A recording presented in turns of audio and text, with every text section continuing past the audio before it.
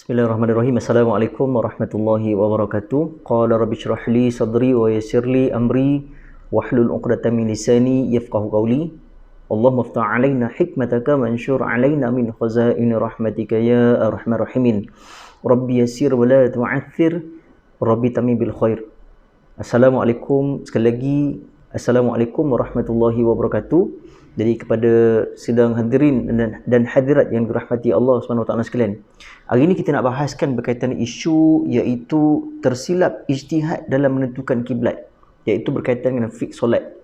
Ini saya kupas dalam kitab ni, iaitu tentang kitab Munyatul Musalli, kitab Turath, kitab lama yang kita ada setengah orang dah belajar sampai 2, 3, 4 kali khatam, ada setengah orang pula dia dah belajar banyak kali tapi dia tak faham-faham, tapi ada setengah orang yang belajar sekali dia faham.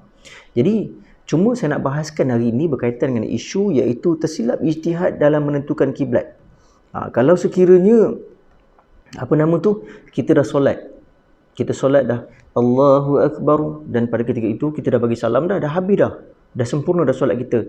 Assalamualaikum warahmatullahi, Assalamualaikum warahmatullahi, dan pada ketika itu kita telah berijtihad bahawasanya kiblat tadi betul yang kita solat, padahal kiblat tadi salah.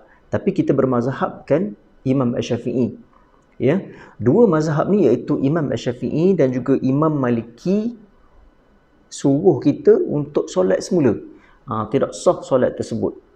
Kita kena solat semula. Tapi kalau sekiranya iaitu mazhab Hanafi dan juga Hambali, teruskan saja dan dia kira sebagai sah. Ini pendapat daripada jumhur ulama dan juga pendapat daripada 4 mazhab tadi. Kita sekarang ni bermazhabkan iaitu Syafi'i dan juga Hambali. Maka kita perlu ikutlah. So kita perlu solat semula sebab solat kita tidak sah dari segi hukumnya. Ya.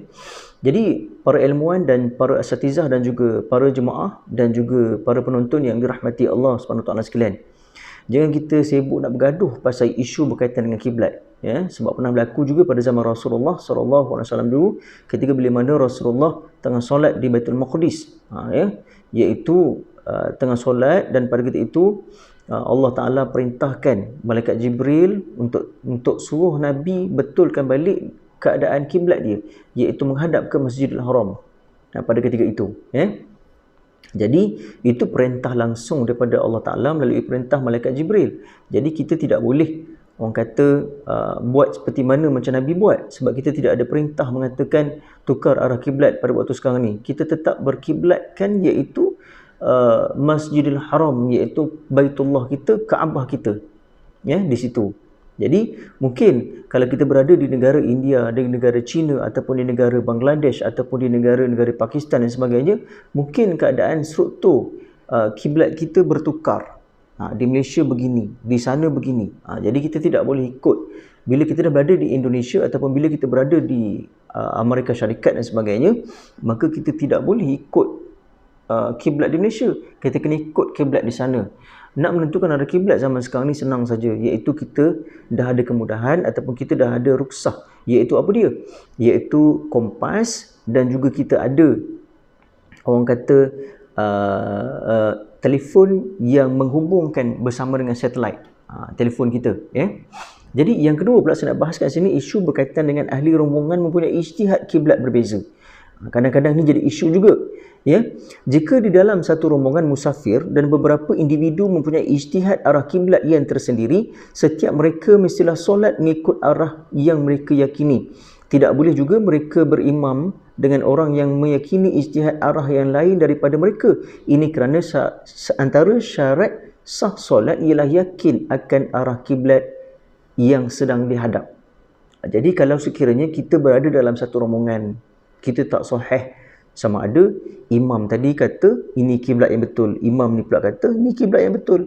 Jadi kita kena ikut imam yang berkiblatkan betul, kena ikut pada ijtihad yang mengatakan betul kiblat yang disolat tadi. Kita tidak boleh ikut pada imam yang berijtihadkan kiblat yang salah, maka tidak sah solat kita tadi. Jadi kita perlu fikir. Tuan-tuan dan perempuan dan juga sidang hadirin dan juga para jemaah yang dirahmati Allah dan juga dikasihi oleh Rasulullah sallallahu alaihi wasallam. Okey. Jadi kita kena faham dari segi sudut matlamat kita solat tadi, sah solat kita tadi, iaitu kiblat yang betul. Walaupun dari segi sudut kebersihan dan sebagainya.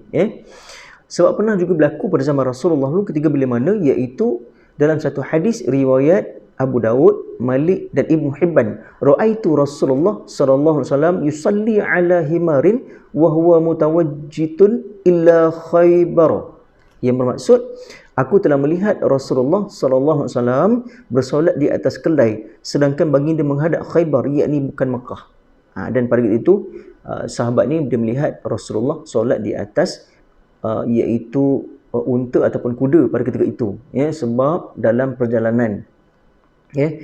Benda ni kita ambil kisah ni ketika bila mana kita dalam flight. Bila dalam flight kita boleh menunaikan solat.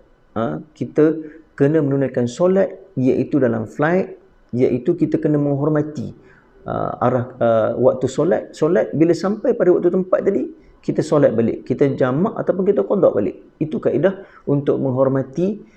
Kita kena meraihkan waktu solat tadi. Kita tidak boleh buat diam saja dalam flight kita tidur. Kebanyakannya banyak para jemaah umrah ataupun para jemaah haji yang orang kata mereka akan bangun seawalnya untuk jaga solat mereka. Ini bagus, Jadi saya rasa sekadar itu saja. Wabillahi taufiq wal hidayah. Wassalamualaikum warahmatullahi wabarakatuh. InsyaAllah semoga kita jaga solat kita dan kita jaga amal ibadah kita. Jumpa lagi.